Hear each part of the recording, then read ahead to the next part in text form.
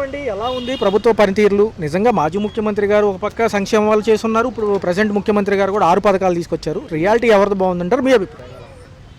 నేను 1983 ₹2 సభ్యత్వం తీసుకున్నానండి. 85లో తీసుకున్నా టీడీపీ సభ్యత్వం ఎన్టీఆర్ రామారావు గారి దగ్గర అండి. పార్టీ పుట్టినప్పటి నుంచి మొన్న ఎలక్షన్ కాడ దగ్గర ₹1 కోటి ఖర్చు పెట్టి ₹1 కోటి.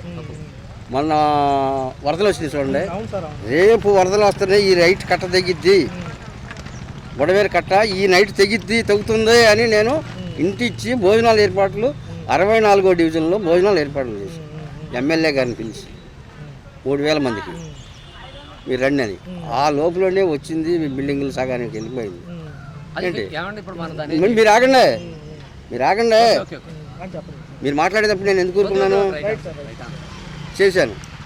ఇదిగో ఈ పాయకపురం పశువులు గేదెలు మేతలేక అల్లాడిపోతుంటే ఇంటింటికి వరిగడ్డి కట్ట బాగు చేసుకొచ్చి ఇచ్చా. వృద్ధాశ్రమాలకు నీళ్లు, రాధానగర్లో నీళ్ళకి అల్లాడుతుంటే వాటర్ ట్యాంకులు పెట్టా. ఎమ్మెల్యే గారి పర్యవేక్షణకి 17, 29 ట్రాక్టర్ నెంబరు వారం రోజులు ఇక్కడే తిరిగింది. 3 ట్రాక్టర్ల నీళ్ళలో తిరిగి ప్రజల్ని అటు ఇటు జాగ్రత్తానికి సీజ్ అయిపోయినాయి. ఏంటి ఇంత ఖర్చు పెట్టా, చీరలు పెట్టా. ఎన్టీఆర్ వర్ధంతికి ఏంటి ప్రపంచ చరిత్రలో ఎవడో చేయని టైపులో 64వ డివిజన్ కొందావరి కంటగా నా పేరు సుజుకి శ్రీనివాసరావు. ఏంటి అరిసెల పంచిన నా కొడుకుని నేనే అరిసెల పంచా. ఎన్టీఆర్ వర్ధంతికి, 2వ వర్ధంతికి చీరలు పంచా. ఏంటి ఇంకా చెప్పకూడని విషయాలు చాలా ఉన్నాయి. ఇంత ఖర్చు పెట్టాను. నేను చెత్త ఏరుకుంటున్నా, చెత్తలో వాటా కావాలంటున్నారు. నేను ఏరుకునే చెత్తలో కూడా ఎమ్మెల్యేలు ఏది ఈ ఒక్క కాన్స్టిట్యున్సీ ఈ ఒక్క ఎమ్మెల్యే కాదు, నూజివేడు అట్లే ఉంది, మైలవరం అట్లే ఉంది, గన్నవరం అట్లే ఉంది. అంటే నా వ్యాపారం ఏంటి అనేది చూసుకోండి. చెత్తలో వాటా కావాలంటున్నారు ఎమ్మెల్యేలు.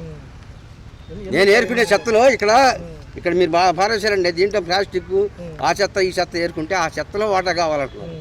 అట్టుంది ప్రభుత్వం. ఫర్ ఎగ్జాంపుల్ ఏమంటారు సార్, మరి నాయకులు నిబద్ధతగా ఉన్నారు? మళ్ళీ కావాలంటే చూడండి, టీడీపీ కార్యకర్తనే ఎలా ఉంది మరి? నాయకులు చెప్పినట్టుగా చేస్తున్నారు, ఓన్లీ లోపభూయిష్టంగానే ఉంది. అది సీఎం గారు తెలీదా? కంపెనీలు తీసుకొస్తే సరిపోయిందా? కంపెనీలు తీసుకొచ్చి ఎవరు ఓటాల కోసం కంపెనీలు తీసుకొస్తున్నారు? ఓటాల కోసం కాకుండా ఏ ఎమ్మెల్యేకి ఓటాకి ఇవ్వాలి? నేను ఇక్కడ కష్టపడ్డా.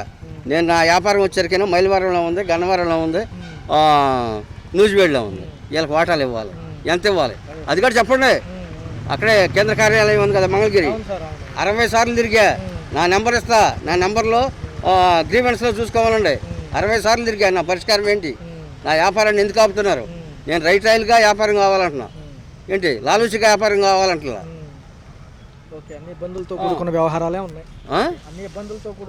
మామూలుగా కాదు. ఎమ్మెల్యేలను ఎందుకు కట్టడి చేయలేకపోతున్నాడు సీఎం? ఏంటి పవన్ కళ్యాణ్ గారు వచ్చారు, నారాయణ మనోహర్ ఏంటో మళ్ళీ ఇది ఒక విజిటింగ్ కార్డు టైప్లో ఒక రేషన్ కార్డు తీసుకొచ్చాడు. దానివల్ల రేషన్ బియ్యం కట్టడం ఆగిందా? ఎక్కడ పోట్లా? రండి, ప్రతి డిపోకి రండి, నేను చూపిస్తా. ఏ ఎమ్మెల్యే అవినీతి లేదో నేను చూపిస్తా. రండి, ప్రతి MLA actually CM Chandrababu, Lokesh, Pawan Kalyan ప్రతి ఒక్కళ్ళు అవినీతిలో ఉన్నారు. ఎందుకంటే మేము కార్యకర్తను కష్టపడింది. కార్యకర్త గుర్తింపు లేనప్పుడు ఎందుకు?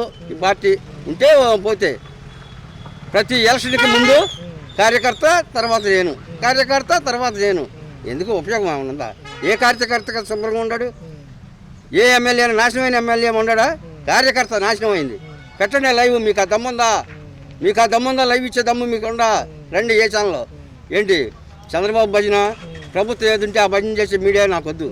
ఏదైనా డైరెక్ట్గా మాట్లాడగలిగే మీడియా ఉంటే రండి. ఎనీ టైం 24/7 నేను లైన్లో ఉంటాను. నేను నెంబర్తో సహా ఇస్తా, రమ్మనండి. ప్రైవేటీకరణకు మొగ్గు చూపుతుంది ప్రభుత్వం అంటుంది మాజీ ప్రభుత్వ నాయకులు. కానీ కొంచెం అలా వెళ్తేనే మనం ఫోకస్డ్గా అన్ని పనులు చేయగలం అనేది ఎలా వాదన? రియాలిటీ ఎలా ఉంది?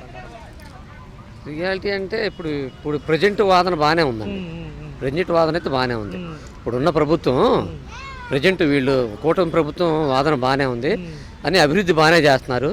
అంటే ప్రీవియస్ ఏంటంటే అంతా కొంచెం అస్తవ్యస్తంగా ఉన్న వ్యవహారాలన్నీ గాడిని పడుతున్నాయి అంటున్నారు. దాన్ని ఇప్పుడు ఏంటంటే కూటమి ప్రభుత్వం గాడిలో పెడుతుంది. అయితే ఒకటి సార్, వీళ్ళ అభియోగాలు ఏంటంటే మాజీ ప్రభుత్వాలు ఒక మాట అంటున్నాయి, ప్రతిదీ ప్రైవేటీకరణ అంటే మనకు కంట్రోల్ ఉండదు, టెండర్లు కూడా రాలేదు కదా 7 మెడికల్ కాలేజీలకు సంబంధించి కూడా అంటున్నారు. నిన్న మొన్న అదే ఈ హడావుడి అది దానికి ఇంకా క్లారిటీ లేదండి మరి. ఇప్పుడు ఒక క్లారిటీ అనేది తీసుకొని చేస్తారు వాళ్ళు కూడా.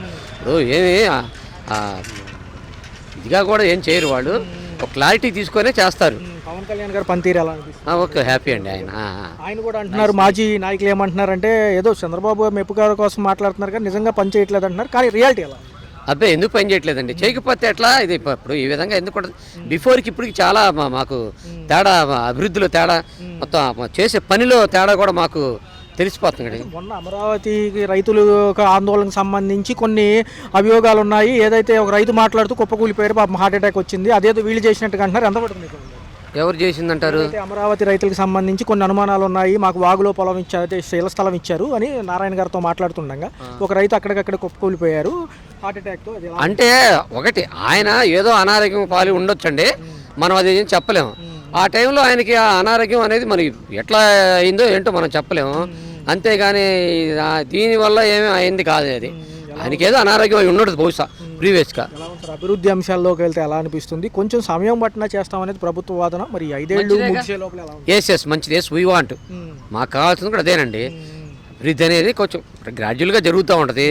అంత గాడిని పడాలి కదా, గాడి పెడుతున్నారు కదా. ఆవకాయ అమరావతి పేరుతో రేపు జనవరి 3 రోజులు కూడా 8, 9, 10వ తారీఖులో ఇక నైపుణ్యం, కళ, దీంతోపాటు నృత్యాలు, మన పురాణాల గురించి ఒక వేదికల్లో ఇక్కడ నాటకాలు అన్నీ జరుగుతాయి అంట. మరి ఎంటర్టైన్మెంట్ ప్రోగ్రామ్స్ ఎలా ఉండబోతుంది? Okay, happy. అలా చేస్తే మంచిదే కదండి. మన సంస్కృతి కళ ఇప్పుడు ప్రాచీన ఇవన్నీ కూడా మనకి ఇప్పుడు మనకి అవన్నీ మరుగున పడిపోయినాయి. వీరు ఇప్పుడు ఏంటంటే ఇప్పుడు దాన్ని మనకి వాళ్ళు ప్రదర్శిస్తా అన్నారు. దాంట్లో తప్పే ఉందండి, హ్యాపీయే. దానికంతా హ్యాపీగా ఫీల్ అవుతున్నాం. ప్రభుత్వం సమన్వయంతో రేపు బిల్లు పాస్ అవుతుందా? వచ్చే పార్లమెంట్ సెక్షన్లో ఏదైతే అమరావతికి చట్టభద్రత ఉంటే కనుక ఏ ప్రభుత్వాలు వచ్చినా అమరావతి అక్కడ ఇక్కడ అని మార్చకుండా ఒకే చోట ఉంటుంది స్థిరంగా అంటున్నారు. పార్లమెంట్ నెక్స్ట్ సమావేశాల్లోనే బిల్లు వస్తుందని చూస్తున్నారు.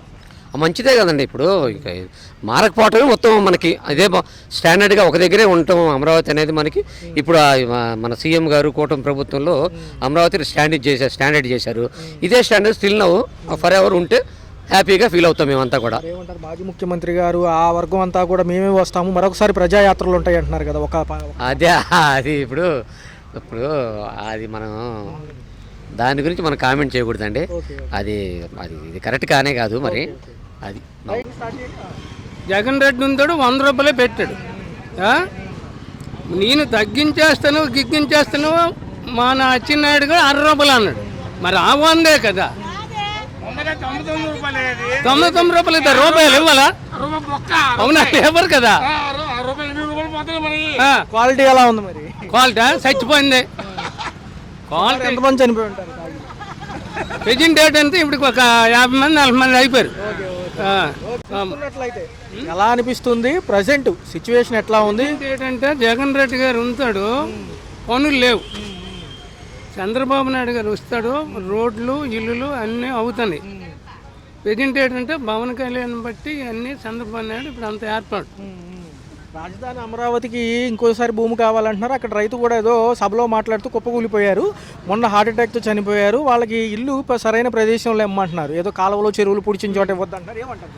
ఇప్పుడు బుడబొక్కలు అంతరం ఉన్నారు సార్, మొత్తం ముంచేసి ఎవరికి ఇల్లు లేదు, తిండి లేదు, తెప్పలా లేదు. ఏమిటంటే జగన్ రెడ్డి కూడా కొంత ఉపకారం చేశాడు, తప్పెట్లేదు. కానీ చంద్రబాబు నాయుడు అంటారు మాలాంటి వాళ్ళ పనులు అవుతాయి అంతే. పథకాలు ఏమైనా వస్తున్నాయా సార్ ఇంట్లో? ఏదన్నా ఫస్ట్ పెన్షన్, తర్వాత రేషను, తర్వాత చూసుకుంటే అయితే 3 గ్యాస్ సిలిండర్ డబ్బులు అవి ఒక గ్యాస్ పోయి ఇచ్చారు సార్ చంద్రబాబు నాయుడు, ఫ్రీ అన్నారు. ఫ్రీ అనేసి ఒక దీనికి డబ్బులు పడ్డాయి, మనం డబ్బులు ఇస్తే డబ్బులు పడ్డాయి.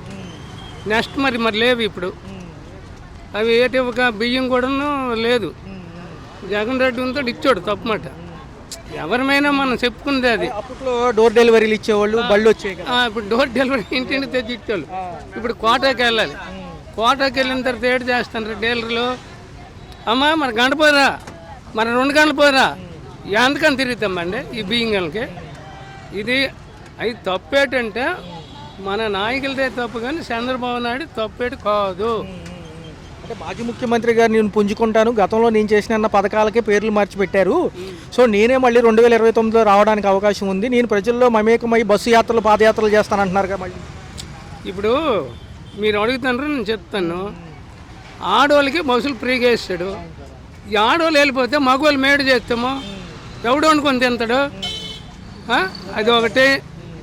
తర్వాత ఏంటంటే ప్రాబ్లం ఏంటంటే మాకు ఇంపార్టెంట్ ఏంటంటే మాది శ్రీకాకుళం జిల్లా సార్.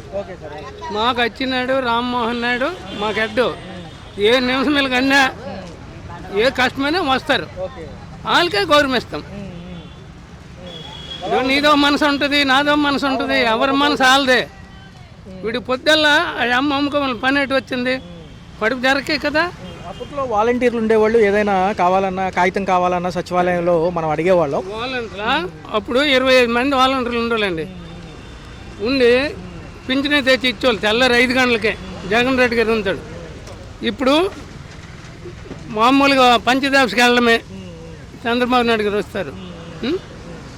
ఇలాగేదో అయిపోయి ఏదో ఏ ఎండక గుడి వదులుకోవడమే. పేదలు ఏడు చేస్తాం మనము.